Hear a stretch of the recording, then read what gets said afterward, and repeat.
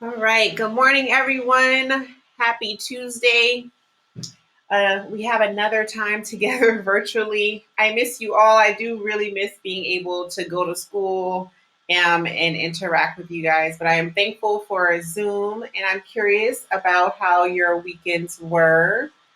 I had a great time. Yesterday was my birthday, and I did a house party with friends, and people delivered cupcakes to me, and I got gifts and stuff. So even though it was in quarantine, it was a good birthday. And so I want to know how things were for you.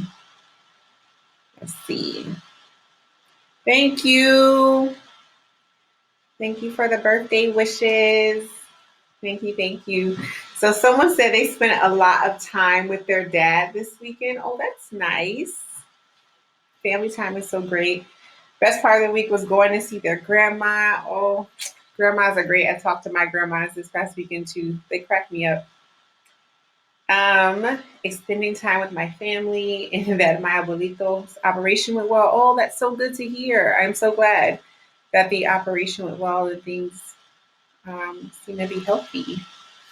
Someone says not dying, I guess. Actually, that's real talk. I do know people who had COVID-19, and it's been really, really rough for some people. Someone said eating cake and ice cream. Me too. I actually ate way too much cake yesterday. But yes, cake and ice cream, delicious. Ooh, someone read a lot. I did too. I like have to take a little break. I feel like I've been reading too much. Someone got out of the house. I feel like this is always what this person is doing, is getting out of the house. Someone said going out and buying a new charger because they were in need of a working one. Well, glad that you were able to get a new charger. The weekend felt super long. Of course, not waking up for Zoom, yes. And happy birthday, thank you. Yes, the not waking up early for Zoom is great. It's hard. Like 8:30 became so hard when we used to wake up way earlier than what we're doing now, but it's hard to do it when you're at home. But I am so proud of you all for being here and getting up early. And someone said getting work done. Nice. I am glad. So it seems like you guys have some like good things going on. We are still living in the twilight zone, y'all. I'm still amazed that we have been at home for almost like 40 days. But yeah, this is where we are, and I am glad that you are, for the most part, are really trying to stay positive in these, what do they say, unprecedented times. But anyway, because we know that there is a great future ahead, I am excited for the things we're doing in this class specifically because we are really getting you guys ready for your careers. So let me see if I've updated this. Yes. So, what we've been doing so far is really focusing on career readiness because you guys will be graduating soon. It will be a different looking graduation, but we'll be graduating soon and going into careers and earning money so that you can buy my Tesla. Don't think that the quarantine made me forget. Okay, so what are we learning? So, we're going to understand, we talked about resumes and cover letters. And by the way, your Flipgrid videos have been like blowing me away. I've been really loving them. If you have not done your Flipgrid video yet, I really encourage you to do so. I will be actually starting to put up grades, but I've just been watching them right now and they have been so great. I'm so very, very proud. So we've been looking at resumes and cover letters, and you guys got to analyze real examples. You got to choose an applicant that was most suited for a position. And now we're working on our career portfolio. And that's going to be a series of assignments. One of those assignments will be working on creating your own resume and cover letter. Yes, I do have to approve them, and so there is one that I haven't approved, and the person who asked, yes, I'll be approving yours. But yes, I saw it pop up. Good question. Okay, so we're going to do this. We're going to review documents in Google Classroom and discuss and interact with the information presented in this presentation, which should be a quick one today, so it gives you a little break. But we're going to begin to create the assigned documents. And this video will be posted in Google Classroom if you're signing in late and aren't able to see the entire presentation. Okay, so here, oh, this is going. So this is the large project that we're starting that I've mentioned before that has multiple parts to it. So it's from Next Generation Personal Finance, and we're going to be creating a career portfolio for you. And I'm excited about this because we are going to be doing some virtual interactive things, and I want to go over what we will be doing. So if you actually want to follow along, you can click this link here and it'll open up this assignment. I went over it last week, but I just want to go over it in a little more detail because I haven't seen anyone do part one yet. So part one of this project is to choose a job you're going to apply to. So you are actually going to go to one of these or all of these websites and look for an actual job that you would like to apply to. I would say look for jobs that you could possibly, even if it's a stretch, look for a job that you could possibly get hired for, and look for a job that is along the lines of the career that you want to go in. Okay.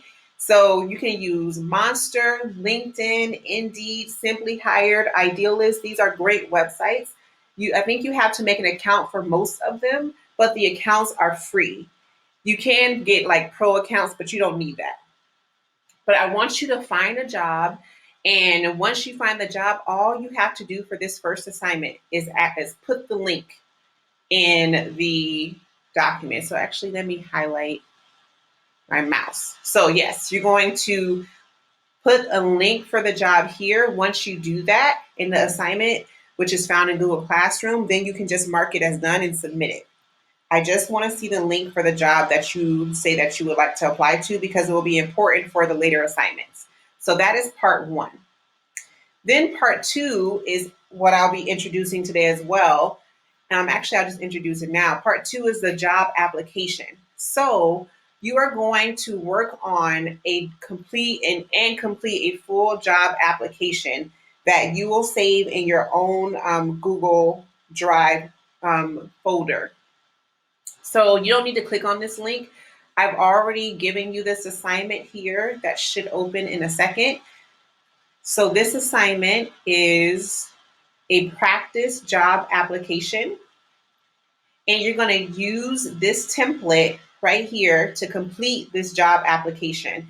And then it says afterwards, you will trade with a partner and provide feedback on each other's applications. So this application here goes through personal information, educational information, employment history. If there's things that you do not feel comfortable with putting on here, don't put it on there. But for the most part, fill out the application. And so you go through all of that, you list personal references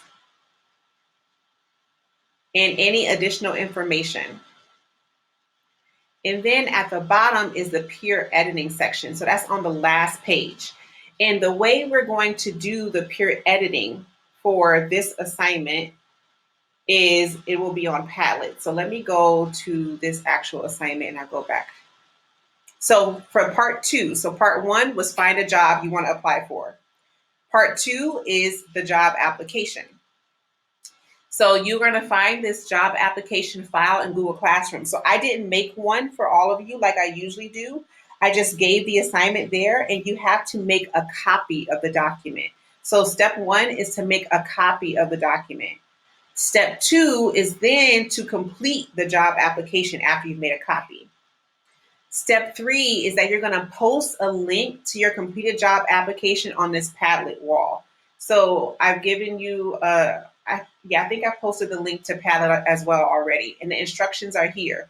So you're going to post a link to your job application, your completed job application on Padlet.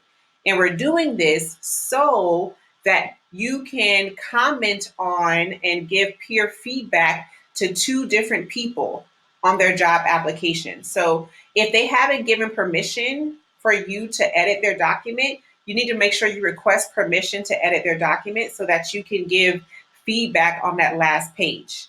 And make sure you write your name on your feedback so you can get credit for not only finishing your job application, but providing feedback. So I'm looking for both of those things for assignment number 2.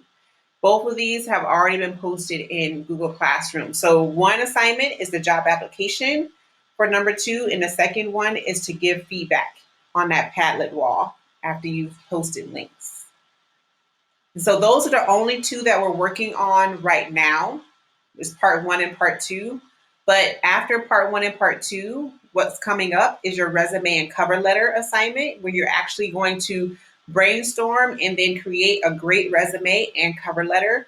I am trying to get some industry professionals to analyze your resumes and cover letters. However, if I cannot, what I will for sure be making sure we have is that you guys will be having mock interviews coming up. Yes, someone asked the question. So when you said apply for a job, does this have to be a job related to our future career? Yes, I would prefer you are applying for a job related to your future career, just because it would help you. But any job you choose, I will accept as long as it's feasible. So if you're confused about one, you can post it and then I'll let you know if it's okay or not. Okay, so after your resume and cover letter, you'll be making a LinkedIn profile. I'm excited for you guys to have that because it really shows that you are moving from being high school students to professionals. You're going to work on an elevator pitch. So for your elevator pitches, I don't want you to write those out and give those to me. I actually want to see and hear you do your elevator pitch. So you're either going to do your elevator pitch live on a Zoom session, or you're going to do your elevator pitch recorded in Flipgrid. But you have to actually do it because no one actually reads an elevator pitch. So I want you to do those spoken elevator pitches. And then the semi-finale will be your interview. And so your interviews are also going to be live. So you are either going to record yourself, and I'm only going to do that for select people, but really we want to do live interviews with people you do not know, just the same way you would do an interview in real life.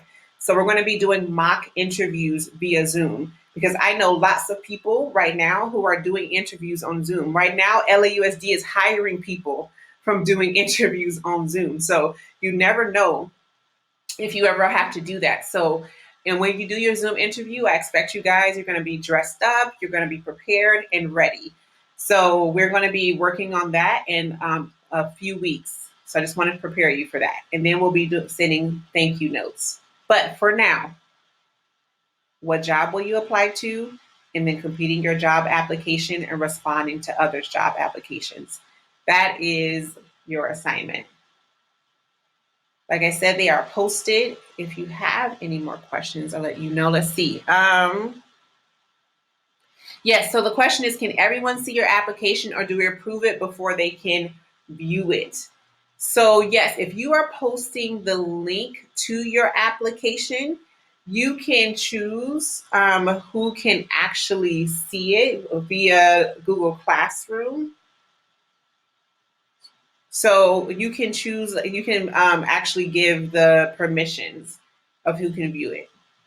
That's why people have to approve it. But like I said, if you are going to send the link and you think that there's like information on there that you don't want people to see, where is it? Oh, here. Then you can remove that information. So for example, like address and phone number and all that stuff, I don't really care about that. You don't have to put that in. I'm really making sure that you know how to fill out the high school course of study, degree received, employment history type things.